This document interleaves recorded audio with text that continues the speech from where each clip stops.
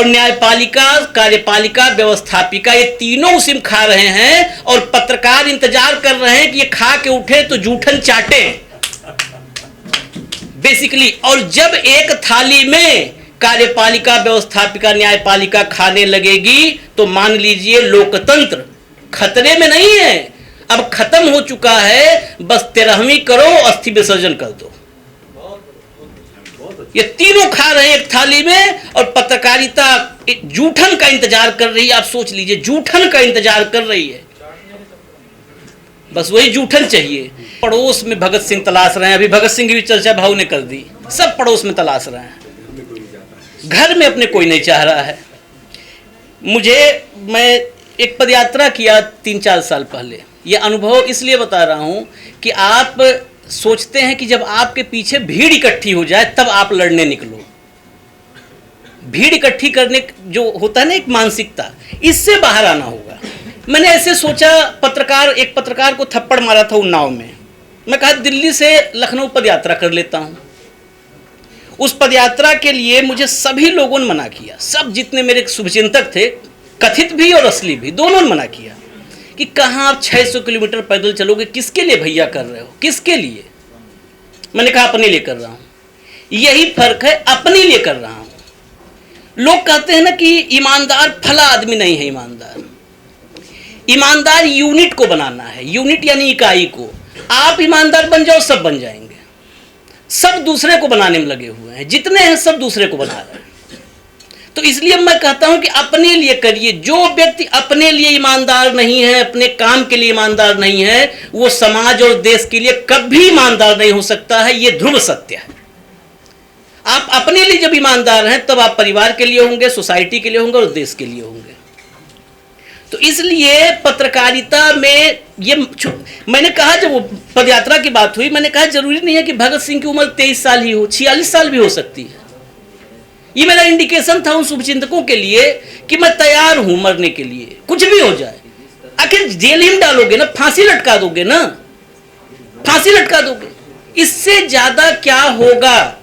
जब आज supreme court की चर्चा होती है मेरे साथ, सुप्रीम कोर्ट के तमाम फैसलों पर और टिप्पणियों पर, आजकल फैसले कम आते हैं, टिप्पणियां ज्यादा आती हैं, और टिप्पणियों पर लोग ताली बजाते हैं, फैसलों पर कुंडी चढ़ा लेते हैं। ये टिप्पणियों और फैसलों के बीच का जो गैप है, ये बहुत बड़ा गैप है। यही प्योर लोकतंत्र और एक दिखावटी, सजावटी और बनावटी लोकतंत्र के बीच का अंतर है, जो टिप्पणियों और फैसलों के बीच का अंतर है। उस अंतर को समझना होगा। मेरे साथ मलिक साहब बैठते हैं, थोड़ा कठोर टाइप की चर्चा हो जाती है।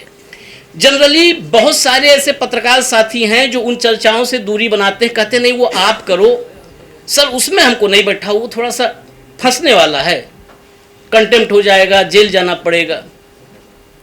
हम कहते हैं ठीक है भाई, जेल जाना पड़े, डाल दो जेल में। ये जेल वाला डर ये निकालना होगा।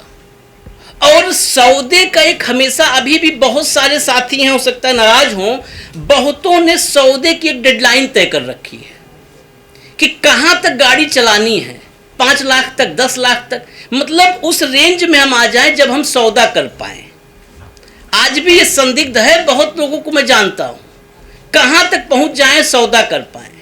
ये जब सौदा करने के लिए कि दुकान अभी बढ़ाने की कोशिश है, कि अभी दुकान बढ़ा रहे हैं, मतलब दुकान मार्केट बड़ी कर रहे हैं और फिर दुकान बढ़ा देंगे, यानी शटर डाउन कर देंगे सौदा करके, वो खत्म करना होगा। मतलब सौदे की डेडलाइन मत रखिए। रही बात लड़ाई की, वकील अधिवक्ताओं की सबसे बड़ी भूमिका रही है भारत की आज़ादी के आंदोलन में, सबसे बड़ी भूमिका रही है। अगर आज की तारीख में पत्रकारिता और वकालत, पत्रकार और अधिवक्ता, बिल्कुल सही बात है, पत्रकार पत्रकार होता है, न ईमानदार न बेईमान होता है। बेईमान है तो दलाल हो गया, फिर पत्रकार रहा कहाँ। और पॉजिटिव और निगेटिव खबर की बात किया था जोशी साहब ने। न्यूज निगेटिव ही होती है, मेरा ये मानना है। पॉजिटिव जो है वो सब विज्ञापन है। न्यूज निगेटिव ही होगी। न्यूज की मूल प्रवृत्ति जो आत्मा है ना, वो निगेटिव होती है, क्योंकि न्यूज सवाल करता है। न्यूज समाज के आखिरी पायदान पर खड़े व्यक्ति की पीड़ा को, व्यथा को दर्शाता है। और लोकतंत्र में, जिस लोकतंत्र की हम बात कर रहे हैं, उस लोकतंत्र में जो ऊपर बैठा राजा है, झोले खाली झोले वाला राजा, उस राजा के पास जो सबसे नीचे आदमी खड़ा है, उसका संदेश, उसके मन की व्यथा पहुंचाने का एक ही माध्यम है, वो पत्रकारिता है। लेकिन यहाँ पर आपस में ही सब, दरअसल एक ही थाली में 52 व्यंजन जो है एक ही थाली में, बड़ी थाली में रखा हुआ है आज की तारीख में। और न्यायपालिका, कार्यपालिका, व्यवस्थापिका, ये तीनों उसी में खा रहे हैं और पत्रकार इंतजार कर रहे हैं कि ये खा के उठे तो जूठन चाटे बेसिकली। और जब एक थाली में कार्यपालिका, व्यवस्थापिका, न्यायपालिका खाने लगेगी तो मान लीजिए लोकतंत्र खतरे में नहीं है, अब खत्म हो चुका है। बस 13वीं करो, अस्थि विसर्जन कर दो।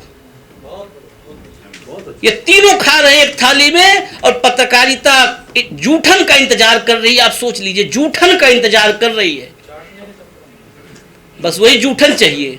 हमने 3 दिन पहले कहा था, आखिर यही कह के कर रहा हूं, अंत जो है अपनी बाणी कहने, तो हम लोग का काम ही है दिन भर बोलने, तो खत्म नहीं होता है।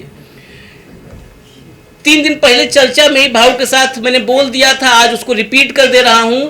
मार्च महीने में कुछ हम लोग प्रबंध करने में लगे हैं, पत्रकारिता की 13वीं का आयोजन करेंगे हम इसी दिल्ली में, पत्रकारिता की 13वीं का। और ऐसा नहीं कि शाब्दिक रूप से, हम बाकायदे उसमें जो है चारों धर्मों, मतलब सभी धर्मों से, वो हिंदू, मुस्लिम, सिख, ईसाई, जैन, पारसी, यहूदी, जो संभव होंगे सबके जो धर्मगुरु हैं उनको बुलाएंगे। बाकायदा हिंदू धर्म में हम जानते हैं कि पूड़ी, कद्दू, सब्जी वगैरह बनता है 13वीं, वो बनवाएंगे। न्योता इस देश के राष्ट्रपति, महामहिम राष्ट्रपति से लेकर के और सबको भेजेंगे। और सारे मीडिया हाउसेज के मालिकों को भेजूंगा, सारे रीजनल चैनलों में कई चैनलों संभाला हूं तो सबको, सबकी दशा और दुर्दशा दोनों जान रहा हूं, सबको भेजेंगे टॉप टू बॉटम। उतने नहीं, अडानी और अंबानी को भी भेजेंगे, क्योंकि अब वो सिर्फ उद्योगपति नहीं है, वो पत्रकारों के लिए पिंजड़ा बनवा करके वो लोग भी आए हैं लेके और कैद किए बैठे हैं सब। तो बाकायदे उसका इनविटेशन इन सब को भिजवाएंगे। थोड़ा लंबी प्रक्रिया है और कद्दू पूड़ी में भी खर्चा है, तो व्यवस्था कर रहे हैं, वो बाकायदे वहां बनवाया जाएगा। और 13वीं करेंगे, 13वीं में आप सब जो यहाँ पर हैं, यहाँ डायरेक्ट इन्विटेशन, क्योंकि इनडायरेक्ट वाले काम में यकीन नहीं रखते हम लोग। जो भी है पत्रकारिता से लेकर के सारा जीवन सब डायरेक्ट है, इनडायरेक्ट नहीं, मध्यस्थता नहीं। तो आप सबको सीधा इनविटेशन है, बाकी सबको जो जिनको बताए उनको भी सीधा इनविटेशन भेजेंगे। अब देखते हैं उस 13वीं के बाद आत्मा को शांति मिल जाएगी, ले जाकर के फिर एक बार अगले कुंभ में नहला देंगे, मोक्ष प्राप्त हो जाएगा। ठीक है, धन्यवाद।